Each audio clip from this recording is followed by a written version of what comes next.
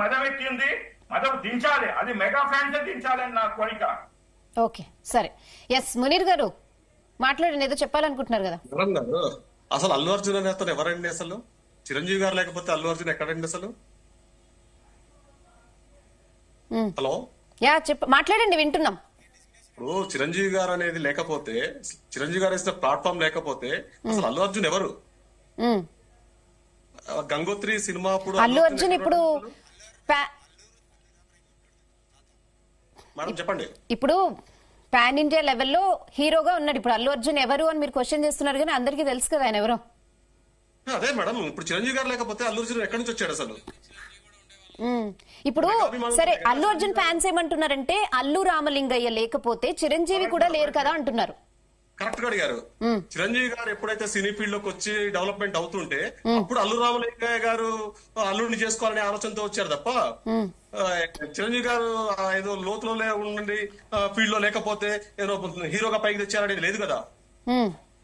చిరంజీవి గారు ఒక హీరోగా అప్పుడే ఒక పేరు తెచ్చుకుంటున్నారు. అప్పుడు అల్లు రామలింగ దృష్టి చిరంజీవి గారి మీద పడి అప్పుడు ఒక అమ్మాయి నుంచి డెవలప్ ఆ విధంగా వచ్చారు, అంతే తప్ప. అంటే కానీ అంటే ఇప్పుడు చిరంజీవి మెగాస్టార్ గా ఎదిగే క్రమంలో వాళ్ళ సపోర్ట్ ఏం లేదంటారా మీరు? అల్లు ఫ్యామిలీ సపోర్ట్ ఏం లేదంటారా? స్వయం కృషి, చిరంజీవి గారిది స్వయం కృషి. ఎవరికి సపోర్ట్ లేదు, సినీ ఫీల్డ్ లో ఎవరికి సపోర్ట్ లేదు. స్వయం కృషితో వచ్చిన వ్యక్తి చిరంజీవి గారు.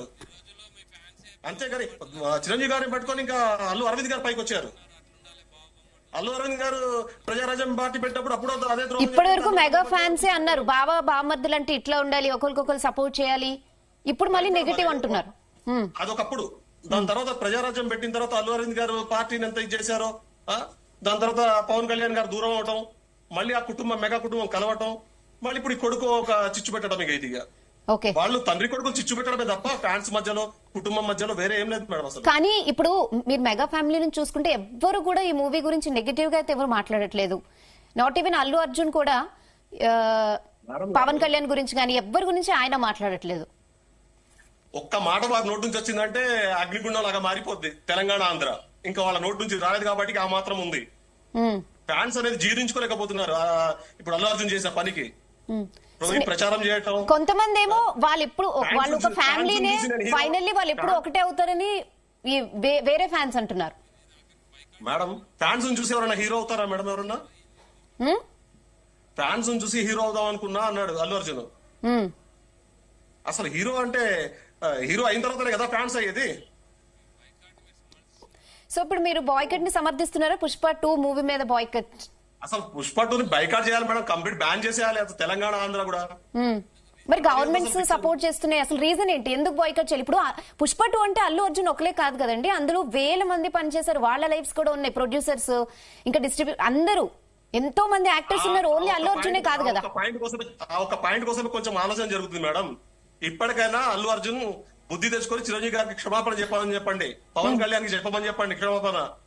మెగా ఫ్యామిలీ అంతా మేము ఒకటే అని చెప్పమని చెప్పండి.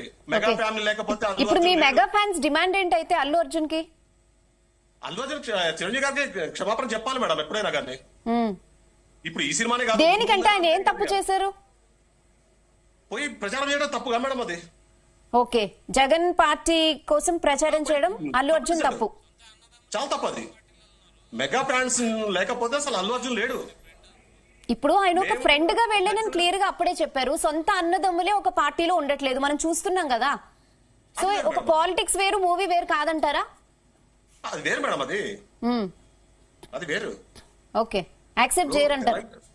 తెలంగాణలో అసలు అల్లు అర్జున్ ఆంధ్రాలో కానివ్వండి తెలంగాణలో కానివ్వండి పిక్చర్ నడవాలంటే ఇప్పటికైనా క్షమాపణ చెప్పమని చెప్పండి అల్లు అర్జున్ గారికి. సరే, ఇప్పుడు మీరు మెగా ఫ్యాన్స్ అంటున్నారు, ఈ మూవీకి ఇంత రేట్స్ పెరిగాయి, సో నిజంగా ఫ్యాన్స్ ఇంత పెట్టి మూవీ చూడగలరంటారా? దీన్ని సమర్థిస్తారా మీరు?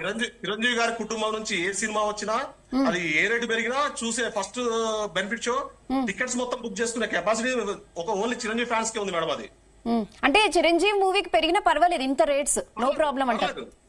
నో ప్రాబ్లం మాకు 1000 రూపాయలు 2000 అయినా పర్వాలేదా? అన్నయ్య కోసం వెయిట్ చేయడానికి. శ్రీనివాస్ రెడ్డి గారు ఏం చెప్తారు? మీరు చూసారు కదా మెగా ఫ్యాన్స్ ఒపీనియన్.